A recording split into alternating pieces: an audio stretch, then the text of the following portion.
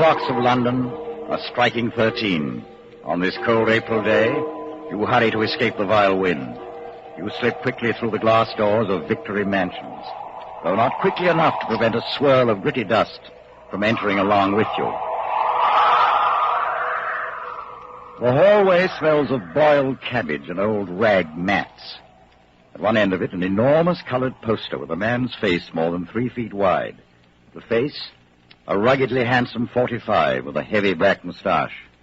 Big Brother is watching you. What's that? Oh, no need to jump like that, Mr. Smith. I was just reading off what it says on that poster. Oh, of course. It's 7 flights up to your flat. It's slow going for you, Winston Smith. Frail and underweight and 39 and tormented by a varicose ulcer above your right ankle. You have to rest several times on the way. On each landing, the poster with the enormous face looks down on you, and the eyes follow you. Big Brother is watching you. Everywhere, from every wall, from every building. Big Brother is watching you.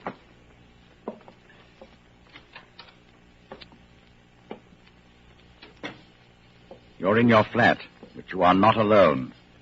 You are never alone. Thus, the total production of pig iron is 58,328,912 tons. The voice comes from an oblong metal plaque like a dull mirror which forms part of the surface of the right-hand wall. You turn a switch, and the voice sinks somewhat. But there is no way of shutting it off completely. The telescreen receives and transmits simultaneously. So long as you remain in its field of vision, you can be seen as well as heard. And there is no way of knowing when the thought police might plug in on your wire. There is no way of knowing. You move over to the window.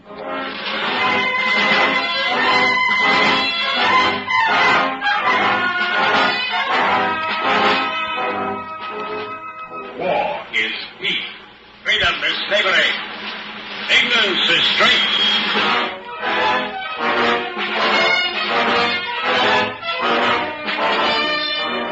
You stand at your window and you look down. You think with a vague distaste. This is London. This, the chief city of Airstrip 1. The third most populous of the provinces of Oceania. Was it always like this? Always these rotting houses, their windows patched with cardboard, their roofs with corrugated iron, their crazy garden walls sagging in all directions? Was it always? When I was a child... But I can't remember. I can't remember. I never can. You turn quickly from the window, and you go to the table in the small alcove where you are cut off from being seen by the telescreen. Quickly you take the secretly bought notebook, the archaic pen point and holder out of the drawer. What you are about to do can mean death. It's not illegal to keep a diary. Nothing is illegal since there are no more laws.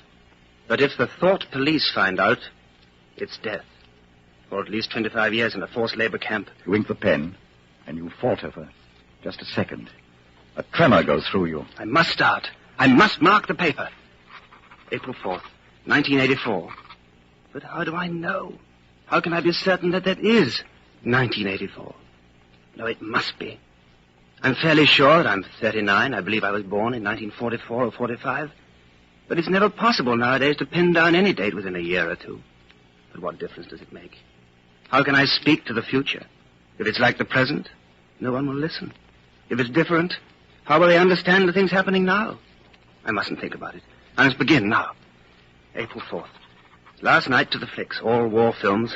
One of a ship full of refugees being bombed somewhere in the Mediterranean. Audience much amused by a shot of a helicopter firing at a man swimming away. He was full of holes. The sea round him turned pink. Audience shouting with laughter when he sank. And then you saw a lifeboat full of children with a helicopter over it.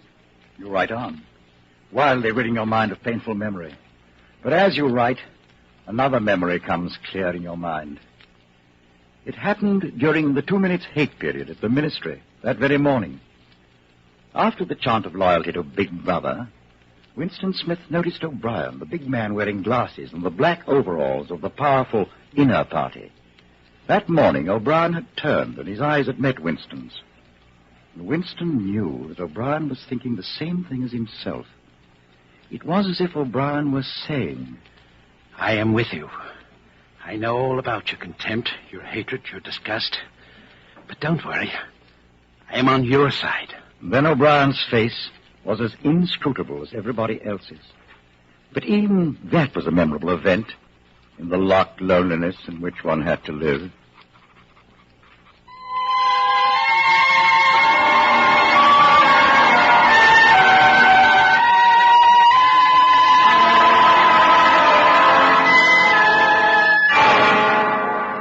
Down with Big Brother. Down with Big Brother.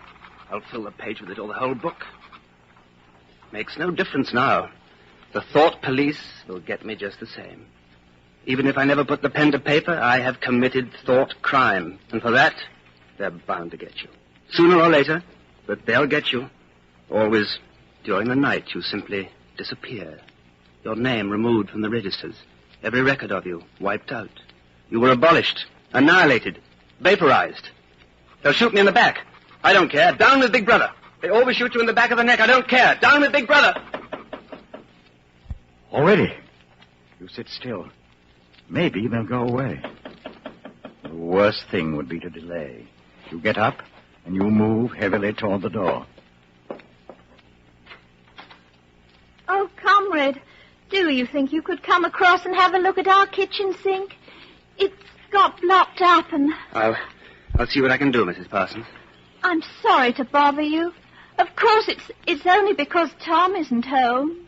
Amid the clutter of the flat, you notice the banners of the Youth League and the Spies on the wall, and a full-size poster of Big Brother.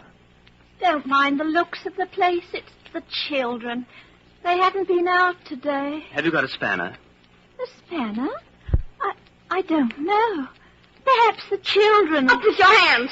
The tough-looking boy springs at you with a pointed toy automatic pistol. He is dressed in the uniform of the Spies. Higher! Get them up higher! Is high enough? You're a traitor! You're a thought criminal! Freddie, please let Mr. Smith fix the sink. He's a traitor, a thought criminal! Oh, he and his sister are disappointed because they couldn't go to the park to see the hanging of the Eurasian war prisoners. Why can't we go?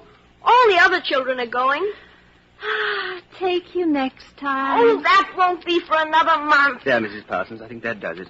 Thank you, comrade. Say thank you, Freddie. I will not. He's a traitor. He's a follower of Goldstein.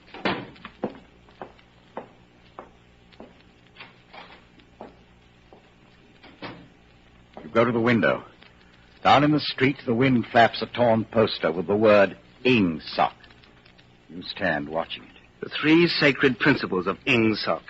New speak, double think, the mutability of the past. What past? The past is dead. The future is unimaginable. I am alone, lost in a monstrous world. What living human creature is on my side? How do I know that the power of the party won't endure forever? Like an answer, the three slogans on the white face of the Ministry of Truth come back to you. War is peace. Freedom is slavery. Ignorance is strength. The telescreen strikes. You have to leave in 10 minutes to be back at your work at 14:30. You see the diary on the table. Who am I writing it for? Only the thought police will read it before they wipe it out of existence and out of memory. But there are things I must say or I can't stay sane. You go back to the table, dip your pen, and write. To the future or to the past. To a time when thought is free, when men are different one from another and do not live alone. To a time when truth exists and what is done cannot be undone. From the age of uniformity, from the age of solitude, from the age of Big Brother, from the age of doublethink, greetings. I am already dead. For I am committing thought crime, and thought crime is death.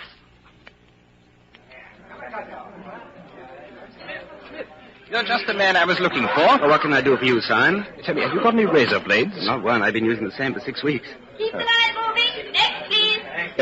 Did you go and see the prisoners hanged yesterday? I was working. I'll see it on the flicks, I suppose. A very inadequate substitute. It was a good hanging, Smith. I think it spoils it when they tie their feet together. Next, please. Oh, there's a table over there under the telescreen. Let's pick up a gin on the way.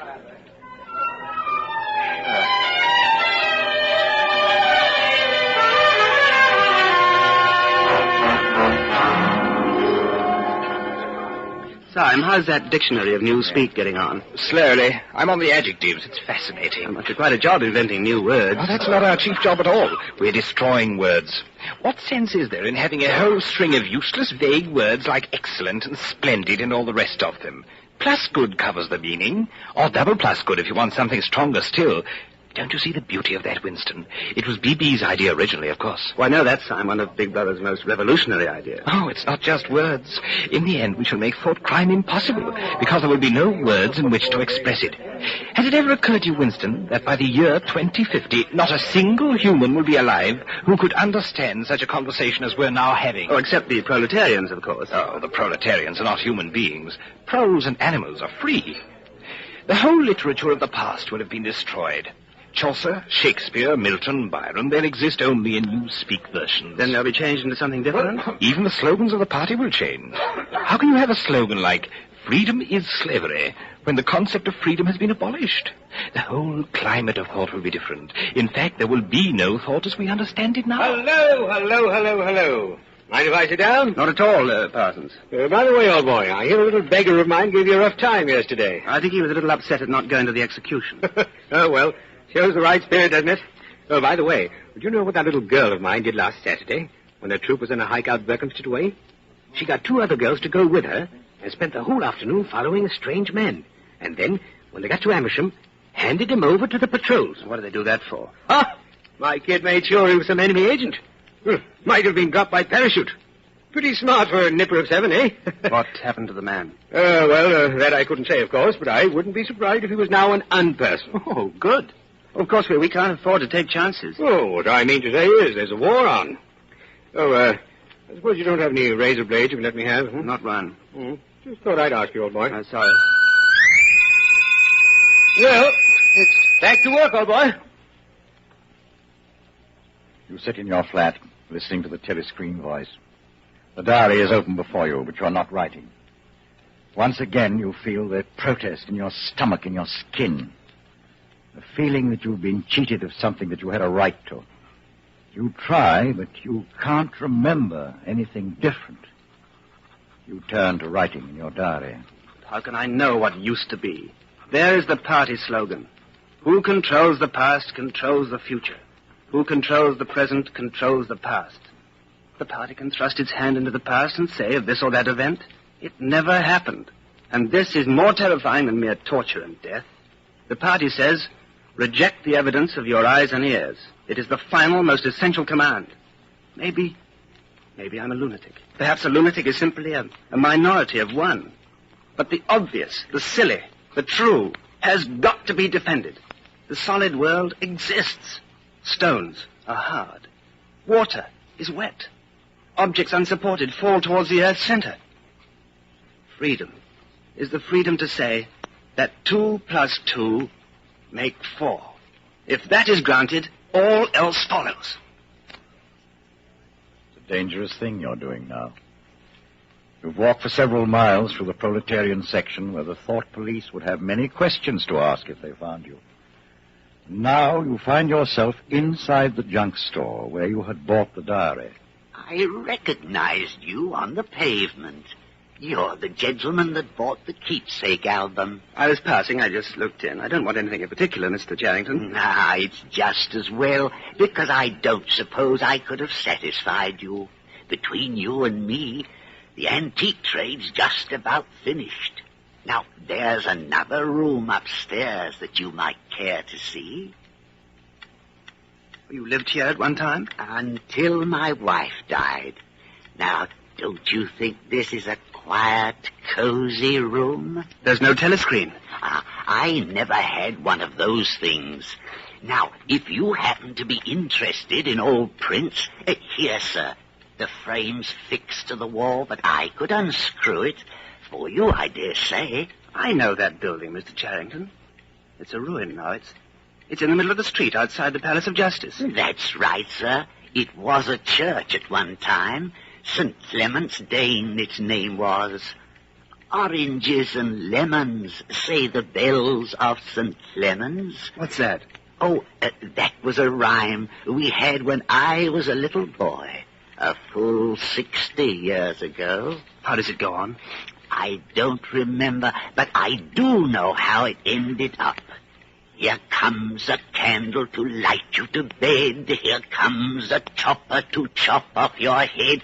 It was a kind of dance. And when they came to, here comes a chopper to chop off your head, they brought their arms down and caught you. It was just the names of churches. All the London churches were in it. All the principal ones, that is. I never knew it had been a church. Oh, there's lots of them left, really, though they've been put to other uses. How did the rhyme go? Ah, I've got it. You owe me 3 farthings, say the bells of St. Martin's. There now. That's as far as I can get. A farthing. That was a small copper coin. Looked something like a cent. Where was St. Martin's? That's still standing in Victoria Square. It's the building where they have the models of the rock bonnets and the floating fortresses and the pictures of enemy atrocities. St. Martin's in the Fields, it used to be called. You leave, Mr. Charrington. You should never have come back here without knowing if the old man could be trusted. You start down the street. You'll come back to buy the engraving of St. Clement's Dane and carry it home hidden under the jacket of your overalls. And you'll even drag the rest of the poem out of Mr. Charrington's memory. Oranges and lemons, say the bells of St. Clement. You owe me 3 farthings, say the... Suddenly, your heart turns to ice. A figure in blue overalls is coming toward you. A dark-haired girl in her 20s.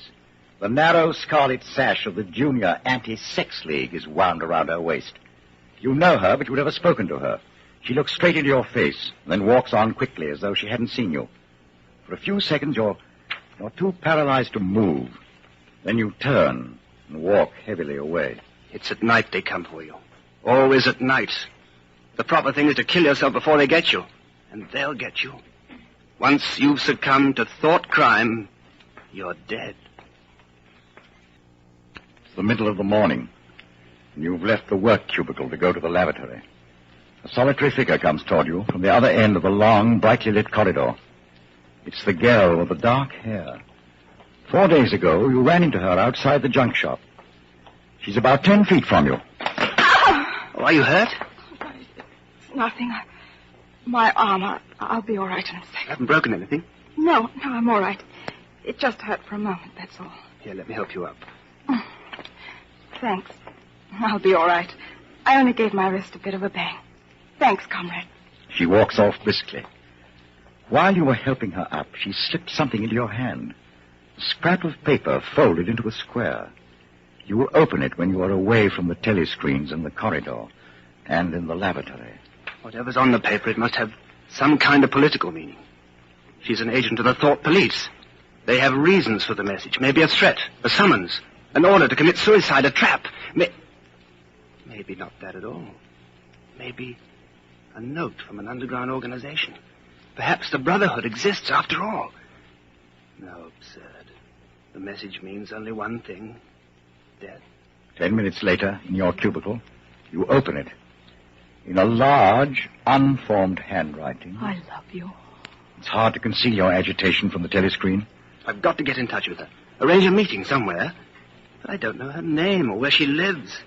I can't follow her home. That would mean loitering outside the ministry, bound to be noticed.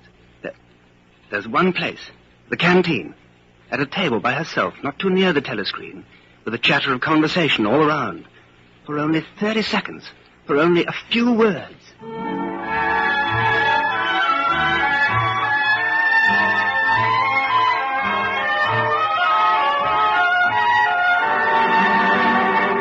A week goes by. At last it happens. You both sit eating the watery stew. You continue eating, you don't look up. What time do you leave work? 18:30.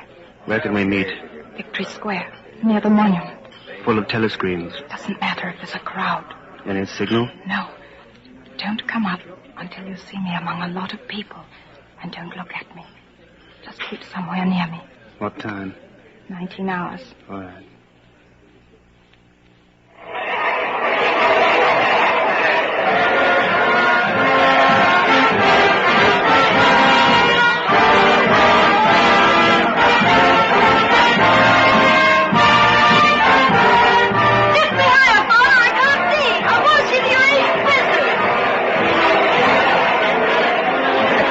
Can you hear me? Yes. Get Sunday afternoon off. Yes. Then listen carefully. Go to Paddington Station. Take train 14 to Fenchurch. Turn left outside the station and you'll come to a gate with a top bar missing. Go across that field to a track between bushes. Stay on that until you come to a dead tree with moss on it. Can you remember that? Yes. You turn left, then right, then left again, and the gate's got no top bar. Yes, what time? About 15. You may have to wait. I'll get there by another way. Are you sure you remember everything? Yes. Then get away from me as quick as you can.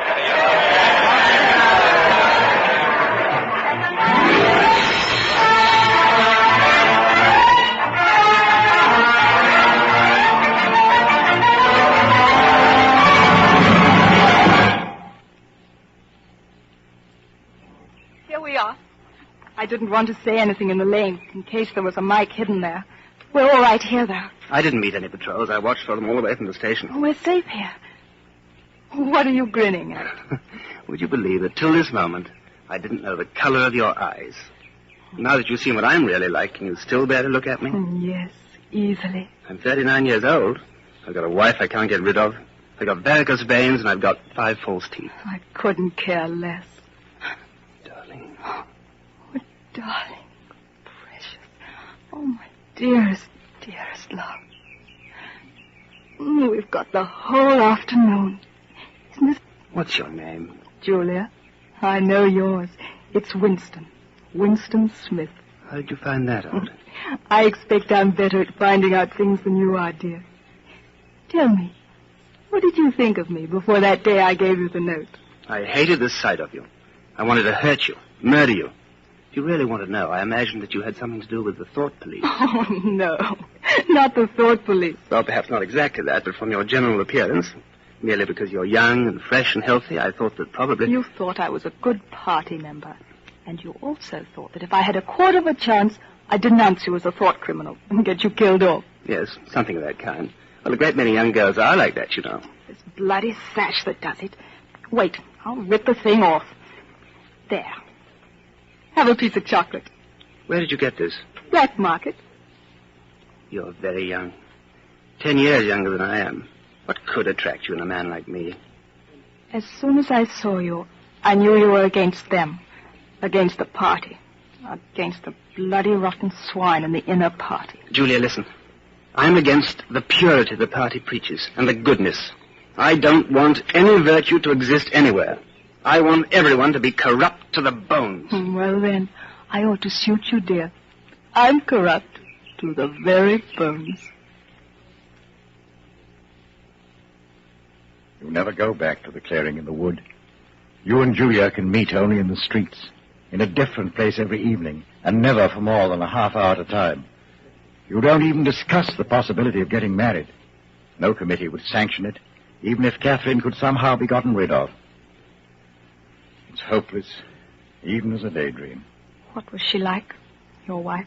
She was, you know the newspeak word good thinkful, meaning naturally orthodox, incapable of thinking a bad thought. I know the kind of person right enough. Everything is always our duty to the party. How do you know that? I've been at school too, dear. Why didn't you shove her off the cliff? I would have. Perhaps if I'd been the same person I am now. Are you sorry you didn't? Yes. On the whole, I'm sorry I didn't. But it doesn't really matter. In this game we're playing, we can't win. We are the dead. We're not dead yet. Not physically. 6 months, a year, 5 years conceivably. I'm afraid of death. You're young, so you're more afraid of it. We put it off as long as we can, but it makes very little difference. Oh, rubbish. Don't you enjoy being alive? Look, darling, I'm real. I'm solid, alive. Don't you like that? Yes, I like that. Stop talking about dying, then. Where shall we meet next time? Julia, I've rented the room for Mr. Charrington. Sooner or later we'll be caught. I know, it's madness. Yes. Wait for me there, day after tomorrow.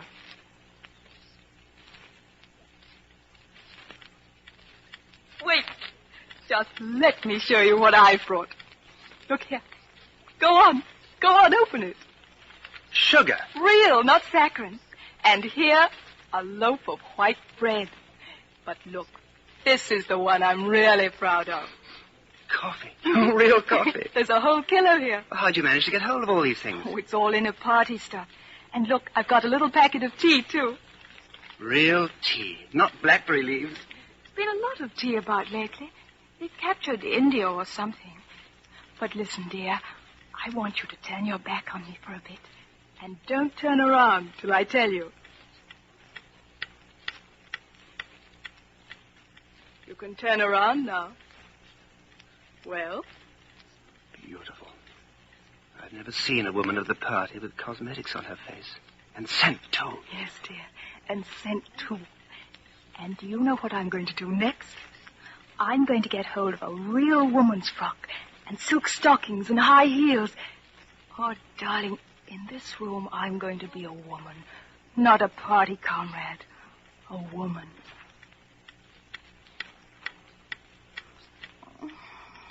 I'll make some coffee in another moment. We still got an hour. What time do they cut the lights off at your flats? 23:30. It's 23 at the hostel. Hi! Get out of there, you filthy brute! What was it? A rat. I saw his beastly nose. Oh, there's a hole down there. Rats? In this room? Oh, they're all over. Some parts of London are just swarming with them. A woman daren't leave a baby alone for 2 minutes. It's the great, huge brown ones that do it, and the brutes always Don't go on! Darling, what's the matter? Oh, of all the horrors in the world, a rat. Oh, no, darling, no. Now, don't worry. We're not going to have the filthy brutes in here. I'll stuff the hole before we go. Oh, come on. Help me make the coffee. Darling, I've been meaning to ask you. That picture over there on the wall, would that be about 100 years old? More. 200, I dare say. One can't tell. It's impossible to discover the age of anything nowadays. What is that place? I've seen it before somewhere. It's a church, or at least it used to be. St. Clement's Dane, its name was. Oranges and lemons, say the bells of St. Clement's. You owe me 3 farthings, say the bells of St. Martin's. I can't remember how it goes after that. But anyway, I remember it ends up, here comes a candle to light you to bed. Here comes a chopper to chop off your head. Who taught you that? My grandfather. He was vaporized when I was 8. I wonder what a lemon was. Oh, I can remember lemons. They were quite common in the 50s. They were so sour it set your teeth on edge even to smell them. Oh, dear.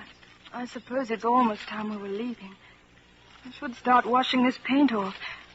I'll get the lipstick off your face afterwards.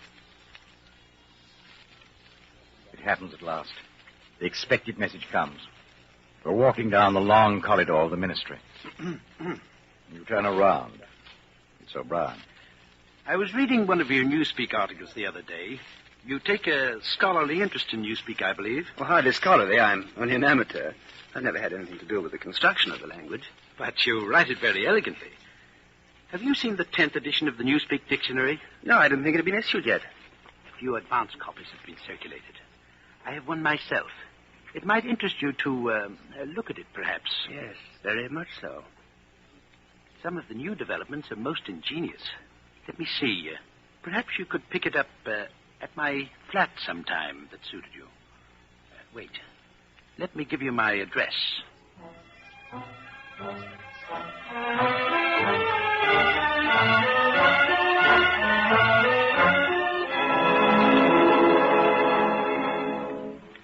Julia, darling, it was like a message, as if O'Brien was saying, if you ever want to see me, this is where I can be found. But he's an important member of the inner party, dear. If it's a trap... Darling, this is part of something that happened years ago. First, it was a secret, involuntary thought. Then I started a diary. I've moved from thoughts to words, and now from words to action. Where will it end? In the ministry of love. I've accepted that. The end was contained in the beginning. Has it ever occurred to you that the best thing for us to do would be simply to walk out of here before it's too late and never see each other again? Yes, dear. It's occurred to me several times. But I'm not going to do it all the same. We've been lucky. It can't last much longer. What you do, I'm going to do. We may be together for another 6 months, a year. There's no knowing. At the end, we're certain to be apart. Do you realize how utterly alone we shall be? When once they get hold of us, there's nothing either of us can do for the other. If I confess, they'll shoot you. If I don't, they'll shoot you just the same. Neither of us will even know whether the other is alive or dead. The one thing that matters is that we shouldn't betray one another, although even that can't make the slightest difference. Everybody always confesses. You can't help it. They torture you. I don't mean confessing. Confession is not betrayal. What you say or do doesn't matter. Only feelings matter. If they could mean you, that would be the real betrayal. They can't do that.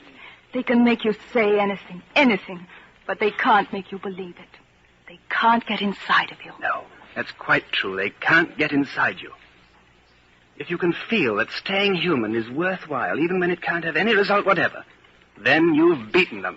Darling, whenever it is you go to O'Brien, I'm going with you.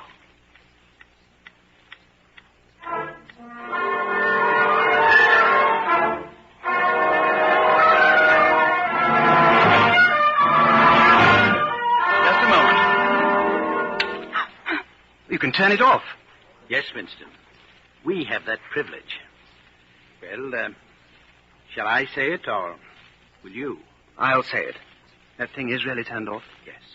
Everything is turned off. We're alone. All right. We have come here because we believe that there is some kind of secret conspiracy, some kind of secret organization working against the party, and that you are involved in it. We want to join it and work for it. We are enemies of the party. We disbelieve in the principles of Ingsoc. We are thought criminals. We are also adulterers. I tell you this because we want to put ourselves at your mercy. Yes. First, let us all take a drink. I think it's fitting that we should begin by drinking a health. To our leader, to Emmanuel Goldstein. Then there is such a person as Goldstein? Yes, and he's alive. Where, I don't know. And the conspiracy, the organization, it is real? It's not simply an invention of the thought police? No, it's real. The Brotherhood, we call it. You'll never know much more about it than that it exists, and that you belong to it. I'll come back to that presently. Now to the matter. What are you prepared to do? Anything we are capable of. You are prepared to give your lives? Yes. To commit murder? Yes.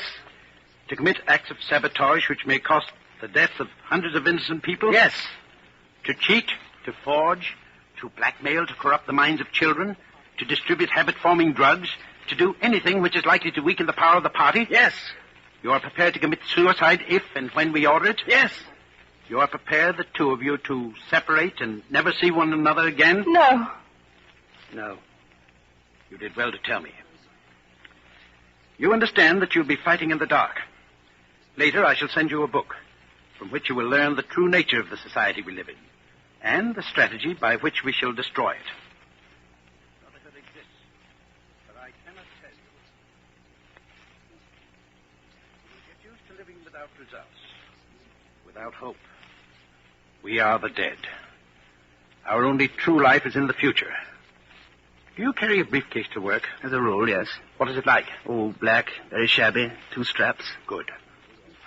One day soon in the street, a man will touch you on the arm and say, I think you've dropped your briefcase. The one he gives you will contain a copy of Goldstein's book.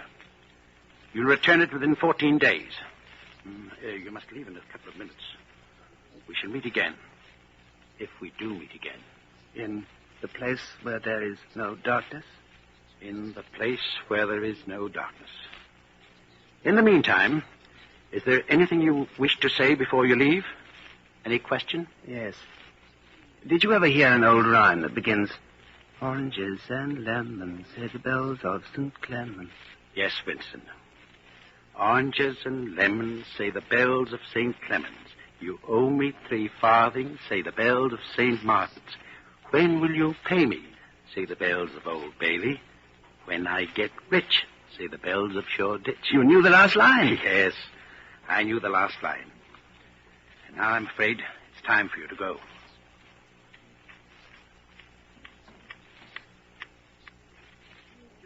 I've got the book. We must read it. You too, all members of the Brotherhood, have to read it. You read it aloud. That's the best way. Then you can explain it to me as you go.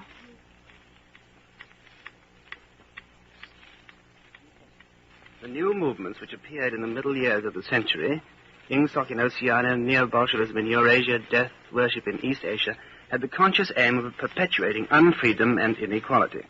The new movements grew out of the old ones and family loyalty. Even the names of the four ministries exhibit an impotence in their deliberate reversal of the facts. The Ministry of Peace concerns itself with war. The Ministry of Truth with lies. The Ministry of Love with torture. The Ministry of Plenty with starvation. These contradictions are not accidental. They are deliberate exercises in double think. For it is only by reconciling contradictions that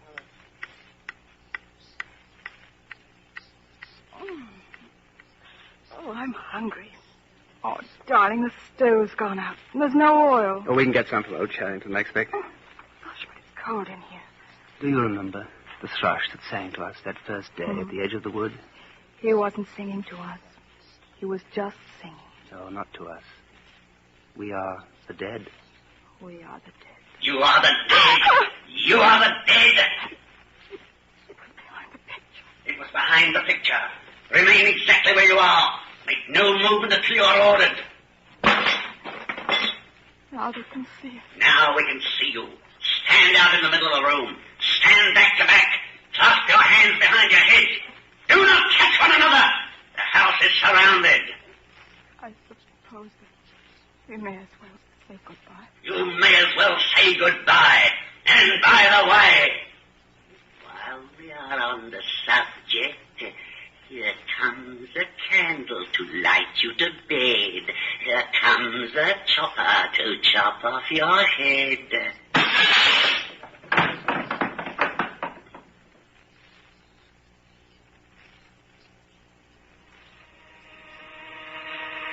You don't know where you are. The windowless cell with white porcelain walls might be in the Ministry of Love. Concealed lamps flooded with a cold light.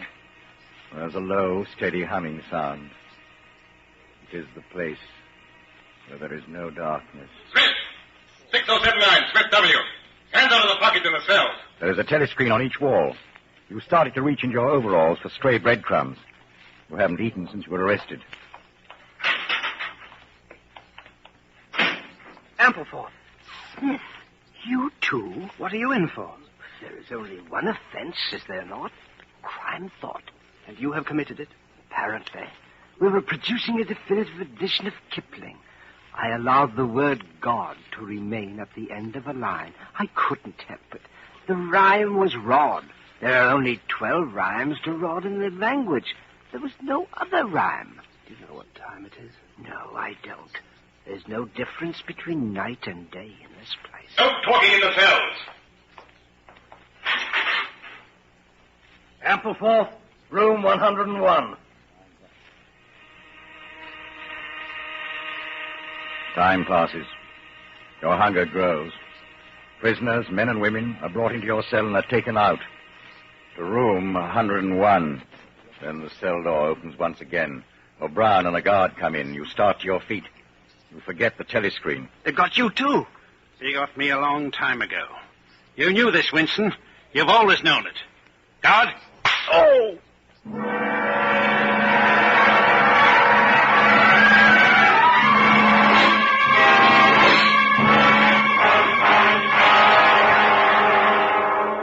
With that blow, the nightmare starts, and you confess to anything and everything. The confessions are a formality. The torture is real. And it goes on and on and on and on. Now you're lying strapped to a table. You can't move. There's a strong light falling in your face. O'Brien is standing at your side. On the other side, a man in a white coat holding a hypodermic syringe. I told you that we met here again. Yes, would Oh! That's only a sample of what I can do by turning this dial. Remember that. If you lie to me, you will cry out with pain instantly. Do you understand that? Yes. I'm taking trouble with you, Winston, because you're worth trouble. You suffer from a defective memory. Fortunately, it is curable. There's a party slogan dealing with the control of the past. Repeat it, if you please. Who controls the past controls the future. Who controls the present controls the past. Good. Is it your opinion, Winston, that the past has any real existence? No. Then where does the past exist, if at all? In records, it's written down in the mind, in human memories. But we, the party, control all records, and we control all memories. Then we control the past, do we not? But how can you stop people remembering things? How can you control memory? You've not controlled mine. On the contrary, you have not controlled it. That is what has brought you here. Do you remember writing in your diary, freedom is the freedom to say that 2 + 2 make 4? How many fingers am I holding up, Winston? 4. And if the party says that it's not 4, but 5, then how many? 4. How many fingers, Winston? 4. How many fingers, Winston? 4. What else can I say? 4. How many fingers, Winston? 4. Stop it. 4. How many fingers, Winston? 5. You're lying. You still think there are 4. How many, please? 4, 5, 4, anything you like. Stop it. Stop the pain. Stop. You're a slow learner, Winston. How can I help it? How can I help seeing what's in front of my eyes? 2 and 2 are 4. Sometimes, Winston. Sometimes they are 5 or 3 or all of them at once. You must try harder. It's not easy to become sane. It's not easy.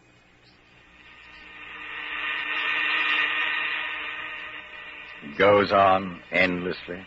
The questions, the drugs, the questions, the torture machines. Endlessly. Do you know where you are, Winston? I don't know. I can guess.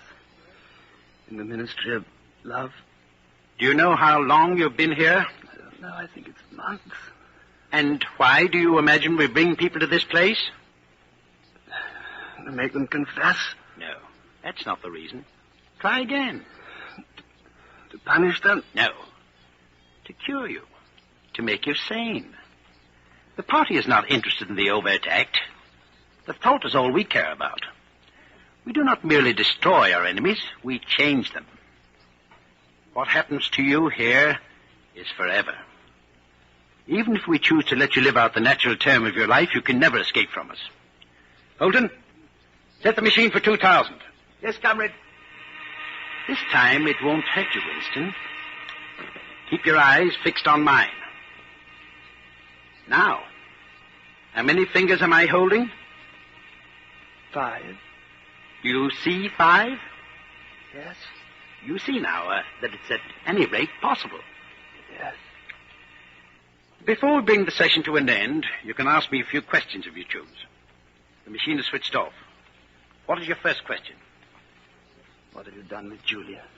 She betrayed you, Winston. All her rebelliousness, her deceit, her folly, her dirty-mindedness, everything has been burnt out of her. It was a perfect invasion. You tortured her? Next question. Does Big Brother exist? Of course he exists. The party exists. Big Brother is the embodiment of the party.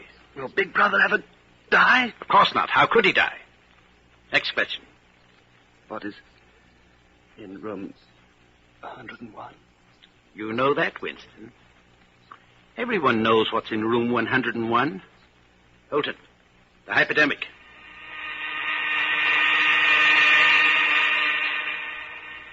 We have beaten you, Winston. We have broken you. Can you think of any single degradation that has not happened to you? I have not betrayed Julia. No, that is perfectly true. You have not betrayed Julia. Tell me, how soon will they shoot me? It might be a long time. You're a difficult case. But don't give up hope. Everyone is cured sooner or later. In the end, we shall shoot you.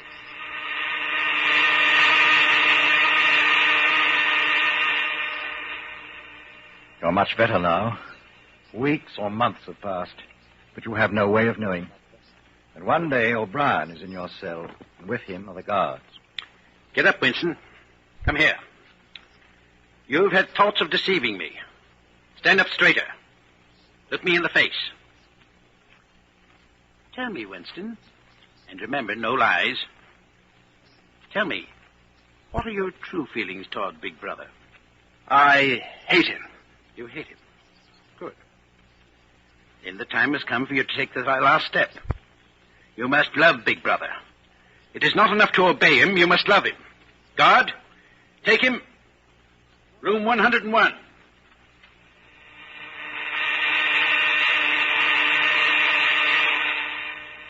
You're strapped upright in a chair, so tightly that you can move nothing, not even your head. There are two small tables in front of you, and for a moment you're alone.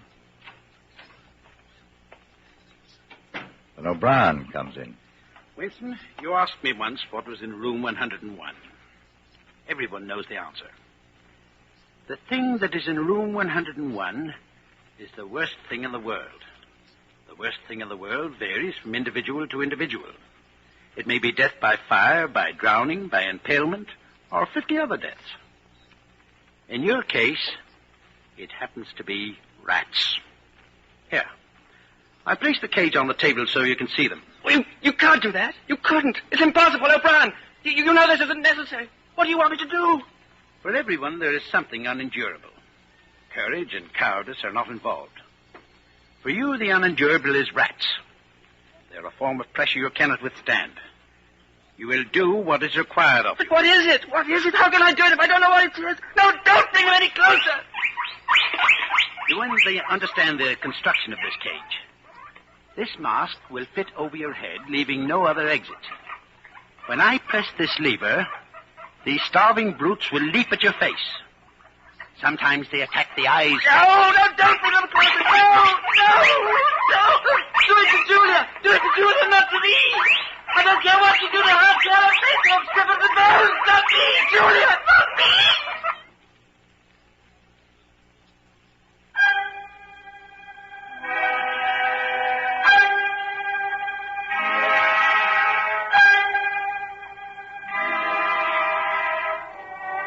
It is the lonely hour of 15.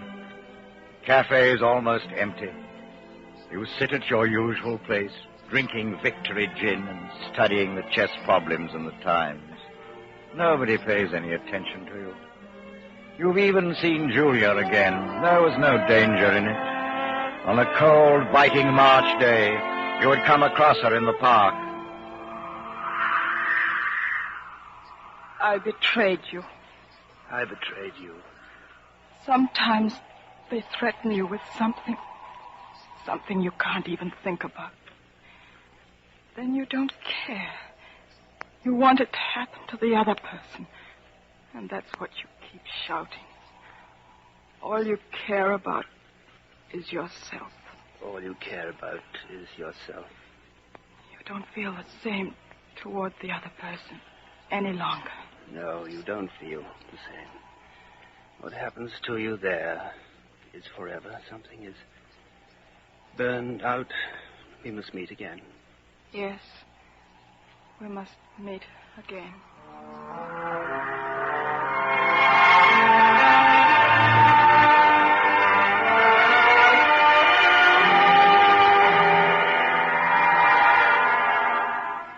Now in the dust on the cafe table, your finger traces unconsciously 2 + 2 = 5.